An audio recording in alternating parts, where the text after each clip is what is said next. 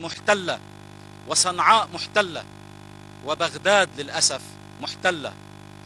نرى سليماني اليوم يا شيخ حارث يأتي إلى العراق ليشرب القهوة ويقول: ها أنا عدت إليكم يا شيعة العرب، يا شيعة العراق، انتبهوا من الدعوات المغرضة، وتذكروا ما قاله الشيخ رحمه الله في الجزيرة في برنامج الشريعة والحياة، عندما شدد على الوحدة الإسلامية وقال أن الصراع إياكم أن يتجه الصراع إلى الطائفية، فإن هذا ما يريده نظام ولاية الفقيه، لأن نظام ولاية الفقيه لا يمكن أن يعيش إلا في مثل هذه الحالات والقضايا.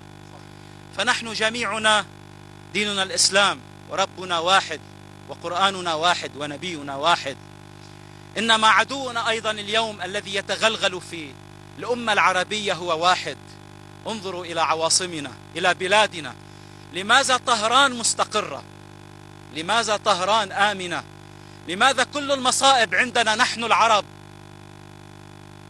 في سوريا نجد عملاء قاسم سليماني وعلى رأسهم حسن نصر اللات، عندما يدخل إلى العوائل والأشراف في سوريا ليقتل ويغتصب وينهب باسم راية الحسين والحسين منه براء، ويدخل إلى اليمن ليحتل أرض العروبة وليعلن بأنه يريد أن يحتل أرض الحرمين منها، ويدخل إلى الرافدين، إلى العراق، إلى العراق الذي كان سدا منيعا، سدا منيعا. الجيش العراقي كان سدا منيعا للصفويين، إلا أن تعامل بعض المحسوبين على العراق، وللأسف، لأقول وللأسف، مع النظام ولاية الفقيه حتى عادوا إلى العراق. واليوم الكلام لا يفيد، الفعل، والفعل أن نتوحد يدا بيد.